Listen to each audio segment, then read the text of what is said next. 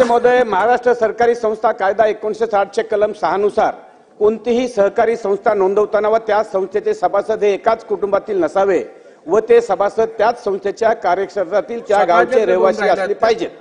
तसेच समान उद्देश असलेल्या दुसऱ्या सहकारी संस्थेचे ते सभासद नसले पाहिजेत अशी स्पष्ट तरतूद आहे। अध्यक्ष महोदय, माझ्या गंगाखेड मतदारसंघातील गंगाखेड तालुका व पूर्णा तालुक्यातील फार मोठ्या प्रमाणात धान्य अधिकोष सहकारी संस्थेची नोंदणी करताना एकाच कुटुंबातील नावे वारंवार दर्शवून धान्य अधिकोष संस्थेची नोंदणी करण्यात आलेली आहे। अध्यक्ष महोदय, नवरा एका गावच्या संस्थेचा चेअरमन आहे तर त्यांची पत्नी दुसऱ्या गावचा चेअरमन आहे, असं धान्य अधिकोष चेअरमन आहेत, अशी वस्तुस्थिती आहे। अध्यक्ष महोदय, तालुक्यातील महसूल अभिलेखावरती गावाची नोंद नसताना व असे कोणतेच गाव अस्तित्वात नसताना देखील तेथील महसूल गावाची नोंद आहे असे दर्शवून दुसऱ्या गावाचे रहिवासी व त्या वस्तीचे रहिवासी दाखवून संस्थेची नोंदणी केलेली आहे। सदरील संस्था ह्या एकाच व्यक्तीने जाणीवपूर्वक राजकीय उद्देशाने ठेवून केलेली आहे। अध्यक्ष महोदय, सदरील संस्था नोंदवून ते जिल्हा मध्यवर्ती सहकारी बँकेच्या निवडणुकांमध्ये भाग घेतात व चुकीच्या मार्गाने बँकेचे संचालक म्हणून निवडून येतात। त्यामुळे ग्रामीण भागातील गोरगरीब शेतकऱ्यांसाठी पीक कर्ज वाटप करणाऱ्या विविध कार्यकारी सेवा सहकारी संस्थेवर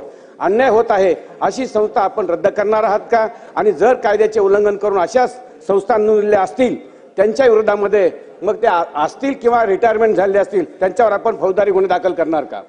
अशा जर खोट्या माहिती आधारे संस्थेची नोंदणी झालेली असेल तर महाराष्ट्र सरकारी संस्थेचे कलम 21(अ) नुसार अशा संस्थेची नोंदणी रद्द करण्याचे सर्व अधिकार विभागीय सहनिबंधक सहकारी संस्था यांना बहाल करण्यात आलेले आहेत, परंतु ते कोणतीही कारवाई करत दिसत नाहीत। तरी मंत्री महोदय, विभागीय सहनिबंधक यांना आपण 21(अ) प्रमाणे संस्था रद्द करण्यासाठी आपण तसे निर्णय देणार आहात का? मंत्री महोदय, यांना निवेदन आहे की संस्थेची नोंदणी चुकीच्या कागदपत्र आधारित झालेली आढळून आली नाही। प्रश्न थेट विचारा गुट्टेदार, तू डायरेक्ट प्रश्न विचारा, तुमचा प्रश्न थेट वाचून दाखवता येणार नाही, नाहीतर तुम्ही पटलावर ठेवा, तुम्हाला छापील उत्तर मिळेल।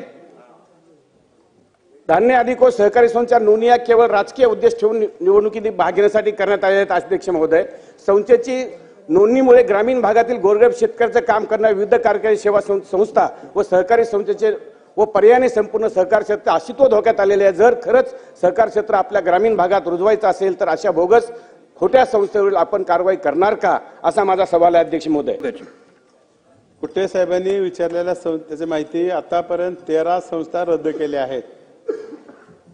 12 सोनपेठ तालुक्यातील आणि 1 पूर्णा तालुक्यातील, तसेच 81 संस्थेबाबत 42 संस्था गंगाखेड तालुक्यातल्या आहेत व 39 पूर्णा तालुक्यातल्या आहेत।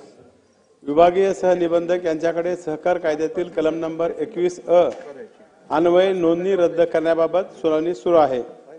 सदरचे काम अर्धे न्यायिक स्वरूपाचे असून याबाबत कायद्याप्रमाणे उचित कारवाई विभागीय सहनिबंधक यांच्या स्तरावर करण्यात येईल। दुसरा विचारले होते वर्गीकरणाच्या संदर्भात।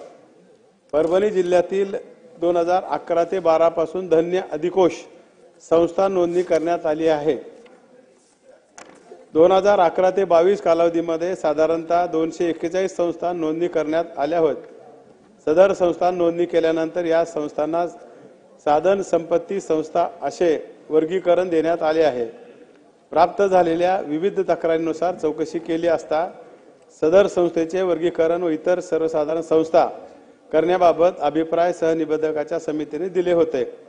त्यास अनुसरून सहकार आयुक्तांनी 8/4/2022 रोजी पत्राने परिपत्रक निर्गमित केले होते। तथापि त्यावर उच्च न्यायालयात याचिका काही सदस्यांनी दाखल केली होती।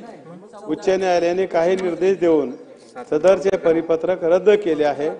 उच्च न्यायालयाने दिलेल्या निर्देशानुसार कलम नंबर 12 अन्वये अशा एकूण 197 संस्थांना सहाय्यक निबंधकांनी नोटीस दिल्या आहेत। सदर कायद्यान्वये संस्थांना उत्तर देण्यासाठी 60 दिवसाचा कालावधी दिला आहे। तो आता संपल्यानंतर सदर कारवाई कायद्याची योग्य ते कारवाई करण्यात सहाय्यक निबंधक यांना आदेश देण्यात येतील। दुसरा विचारलं होते काय म्हणायचे का गुट्टे साहेब? अध्यक्ष महोदय, मला एकच म्हणायचे की ह्या संस्था जे बोगस जे नोंदणी झालेल्या आहेत, आता कोणी रिटायरमेंट झालेला असेल तरी त्याच्यावर आपण कारवाई करणार का, त्यावर फौजदारी कारवाई करणार आहेत का? आणि जे आता आहेत जे अस्तित्वात म्हणजे नोकरीवर असतील त्यांच्यावर आपण डिसमिसची कारवाई करणार का, हा माझा सवाल आहे। होय अध्यक्ष महाराज, सदर संस्था 2011-22 या कालावधीत नोंदणी करून त्यांना साधन संपत्ती संस्था असे वर्गीकरण देण्यात आले आहे। सदर वर्गीकरण कशा पद्धतीने दिले, यावेळेचे अधिकारी कोण होते याबाबत चौकशी करण्यात येईल आणि जे अधिकारी त्या काळात त्यांनी केले त्याच्यावर योग्य ती कारवाई केली जाईल।